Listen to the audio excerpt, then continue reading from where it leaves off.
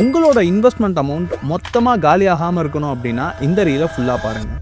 என் ஃப்ரெண்டோட அங்கிள் ரொம்ப டிசிப்ளினான இன்வெஸ்டாருங்க. அவர் ரொம்ப வருஷமாக ப்ராப்பராக எஸ்ஐபி போட்டு கொஞ்சம் கொஞ்சமாக சேர்த்து ஒரு 50 லட்ச ரூபா பணம் சேர்த்து வச்சிருந்தார். ரீசெண்டாக அவரோட அப்பாவுக்கு வந்து ஒரு மேஜர் சர்ஜரி ஒன்று ஆச்சு. அது ஹாஸ்பிட்டலில் அட்மிட் பண்ணி ஒரு 50 நாள் ஹாஸ்பிட்டல்லே தான் இருந்தார். பில்லு பார்த்தீங்கன்னா ஒரு 20 லட்ச ரூபா கிட்ட வந்துருச்சு. இப்போ அவர் அப்பாவுக்கு வந்து ஹெல்த் இன்சூரன்ஸ்லாம் கிடையாது. ஸோ இப்போ இவருக்கு என்னன்னா வேற வழியே இல்லை, அந்த 50 லட்சத்துலேருந்து 20 லட்சம் எடுத்து ஹாஸ்பிட்டல் பில் பே பண்ணிட்டார். அவர் ஏதோ ஒரு கோலுக்காக தான் ஆசாசியாக அந்த அமௌண்ட் சேர்த்தார். ஆனால் ப்ராப்பர் ஹெல்த் இன்சூரன்ஸ் இல்லாதனால அந்த இன்வெஸ்ட்மெண்ட் அமௌண்ட்லேருந்து எடுத்து கொடுக்குற மாதிரி ஆயிடுச்சு. ஸோ நம்ம நிறைய பேர் என்ன பண்ணுறோம் அப்படின்னா வெல்த் கிரியேஷனுக்கு டாப் ப்ரையாரிட்டி கொடுக்குறோம். ஆனால் அதை விட ரொம்ப முக்கியமான விஷயம் நமக்கு ப்ராப்பராக ஒரு ஹெல்த் இன்சூரன்ஸ் இருக்கணும். ஸோ நீங்கள் இன்வெஸ்ட் பண்ணுறதுக்கு முன்னாடி உங்களுக்கு ஒரு ஹெல்த் இன்சூரன்ஸ் இருக்கா அப்படின்றத செக் பண்ணிக்கோங்க. கண்டிப்பாக உங்கள் ஆஃபீஸில் ஒரு ஹெல்த் இன்சூரன்ஸ் ப்ரொவைட் பண்ணியிருப்பாங்க, ஓகே. பட் இருந்தாலும் உங்களுக்குன்னு தனியாக ஒரு ஹெல்த் இன்சூரன்ஸ் வச்சுக்கோங்க. அது ரொம்ப ரொம்ப முக்கியம். ஏன்னா அதுதான் உங்களோட இன்வெஸ்ட்மெண்ட்டை பாதிக்காமல் இருக்கும். ஸோ நீங்கள் இன்னும் ஹெல்த் இன்சூரன்ஸ் எடுக்கலை அப்படின்னா தயவு செஞ்சு ஒன்று எடுத்துக்கலாம்.